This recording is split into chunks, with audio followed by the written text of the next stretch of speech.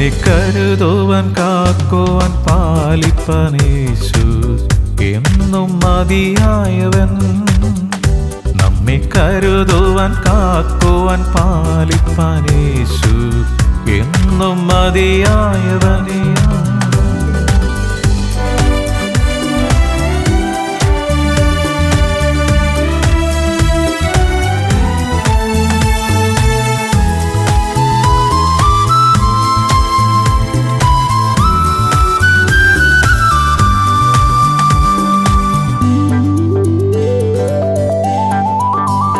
വരും ആപത്തിൽ നൽ തുണത്താ, പെരും താപത്തിൽ നൽ തണുത്താ. വരും ആപത്തിൽ നൽ തുണത്താ, പെരും താപത്തിൽ നൽ തണുത്താ. ഇരുൾ മൂടുമെൻ ജീവിത പാതയിലും തരും വെളിച്ചവും അഭയവും താ. ഇരുൾ മൂടുമെൻ ജീവിത പാതയിലും തരും വെളിച്ചവും അഭയവും താ. എന്നെ കരുതുവാൻ കാക്കുവാൻ പാലിപ്പാൻ യേശു എന്നും മതിയായവൻ. Praise the Lord. അനുദിന വചനം. യഹോവ നിസി, കർത്താവ് എൻ്റെ ജയക്കൊടി.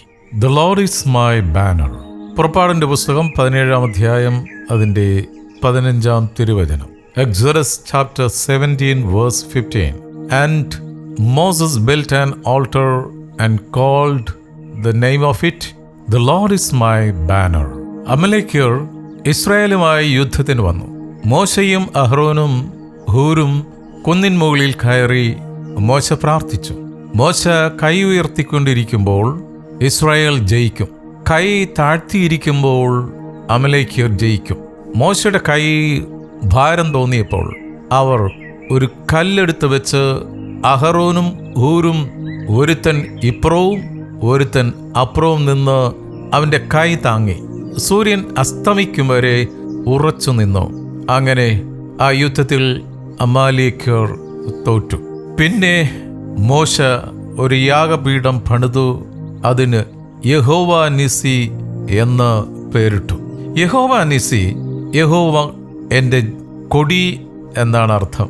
കർത്താവ് തൻ്റെ ജനത്തിന് അവരുടെ ശത്രുക്കളുടെ മേൽ വിജയം നൽകുന്ന ദൈവമാണ്. ചേർന്ന് എന്നോട് ഒരു ആമേൻ പറയാം. ആമേൻ. നമ്മുടെ ശത്രുക്കൾക്കാണെങ്കിൽ മേശ ഒരുക്കുന്ന ദൈവമാണ്. യുദ്ധം നമുക്കുള്ളതല്ല, അത് കർത്താവിനുള്ളതാണ്. അതുകൊണ്ട് യുദ്ധം ചെയ്യാനായിട്ട്, ശത്രുക്കളോട് പടപൊരുതാനായിട്ട് ഒരുങ്ങിപ്പിടിച്ചിരിക്കേണ്ട, അതെല്ലാം കർത്താവ് ചെയ്തുകൊള്ളും. അതേത് ശത്രുവാണെങ്കിലും യുദ്ധം കർത്താവിൻ്റെ കരങ്ങളിൽ സമർപ്പിക്കുക. നാം യുദ്ധം ചെയ്യാൻ പോയാൽ പരാജയപ്പെടും. സങ്കീർത്തനം 20:5, സങ്കീർത്തനം 60:4, യെശയ്യാ 11:12, യോഹന്നാൻ 16:33, റോമർ 8:37, 1 കൊറിന്ത്യർ 15-ാം അധ്യായം 57, 2 കൊറിന്ത്യർ 2:14. ഈ തിരുവചനങ്ങൾ ഞാൻ വായിച്ച കുറിവാക്യത്തോട് ചേർത്ത് വായിക്കണം. ക്രിസ്തീയ ജീവിതം ആത്മീയ ശത്രുക്കളോടുള്ള ഒരു പോരാട്ടമാണ്. എഫെസ് ലേഖനം 6-ാം അധ്യായം 10 മുതൽ 18 വരെയുള്ള പോരാട്ടത്തിനുള്ള ആയുധങ്ങളെക്കുറിച്ച് പറയുന്നുണ്ട്. അതൊന്ന് മനസ്സിരുത്തി ഒന്ന് പഠിക്കണം. അങ്ങനെ പഠിക്കുമ്പോൾ വളരെ വ്യക്തമായി പരിശുദ്ധാത്മാവ് പോരാട്ടത്തിനുള്ള ആയുധങ്ങൾ എങ്ങനെ ധരിക്കണമെന്ന് നമ്മളെ പഠിപ്പിക്കും. ദൈവത്തിൻ്റെ ശക്തിയിലുള്ള ആശ്രയത്താൽ മാത്രമാണ് വിജയം. ചേർന്നൊരാമേൻ പറയാം. ദൈവത്തിൻ്റെ ശക്തിയിലുള്ള ആശ്രയത്താൽ മാത്രമാണ് നമുക്ക് വിജയം. ജയത്തിനു വേണ്ടി പോരാട്ടം ആവശ്യമാണ്. എന്നാൽ വിജയം എന്നത് നമ്മുടെ ബലത്താലോ കഴിവിനാലോ അല്ല, അത് ദൈവത്തിൻ്റെ ദാനമാണ്. യോശുവയുടെ പുസ്തകം 1-ാം അധ്യായം 17-ാം വാക്യം. ഇസ്രായേൽ ജനത്തിനെ നയിക്കുവാനായി മോശയ്ക്ക് ശേഷം ദൈവം തെരഞ്ഞെടുത്തത് ജോഷുവയാണ്. യോശുവ യുദ്ധം ചെയ്യിച്ചത് കർത്താവിനോട് ചേർന്ന് നടന്നതുകൊണ്ടാണ്. അങ്ങനെ ചേർന്ന് നടക്കുമ്പോൾ തീർച്ചയായിട്ടും കർത്താവ് നമ്മുടെ ജയക്കൊടി തന്നെയാകും. ഹല്ലേലൂയ. ഈ വചനങ്ങളാൽ പരിശുദ്ധാത്മാവ് നമ്മളെ ശക്തീകരിക്കട്ടെ, ബലപ്പെടുത്തട്ടെ. പ്രത്യാശയോടെ നമുക്ക് പ്രാർത്ഥിക്കാം. ഹല്ലേലൂയ. സ്തോത്രം, സ്തോത്രം, സ്തോത്രം, സ്തോത്രം. കർത്താവേ, ഇന്ന് തിരുവചനം ശ്രവിച്ച ഓരോ മക്കളെയും തിരുക്കരങ്ങളിൽ സമർപ്പിക്കുന്നു. അവിടുന്ന് ഞങ്ങളുടെ ജയക്കൊടിയാണല്ലോ. അവിടുന്ന് ഞങ്ങൾക്ക് വേണ്ടി യുദ്ധം ചെയ്യുന്നതിനായി സ്തോത്രം.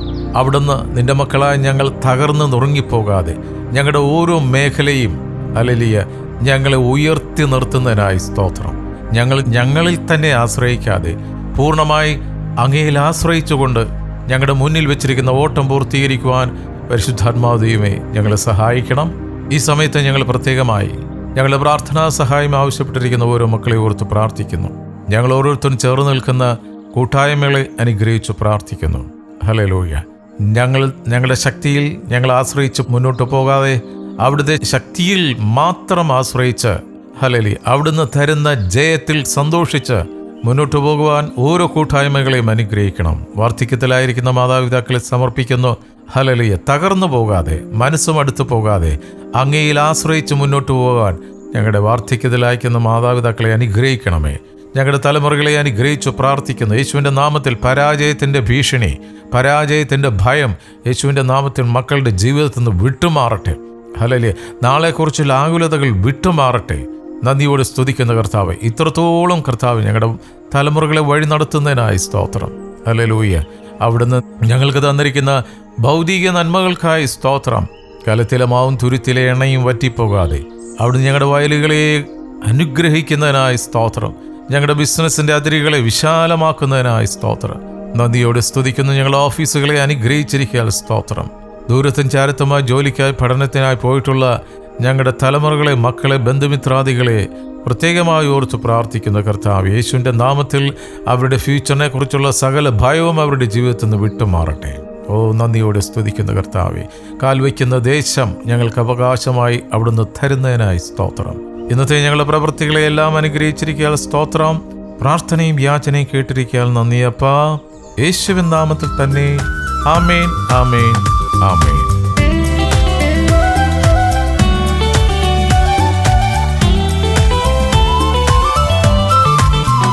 വിണ്ണിൽ വാസസ്ഥലമൊരുക്കി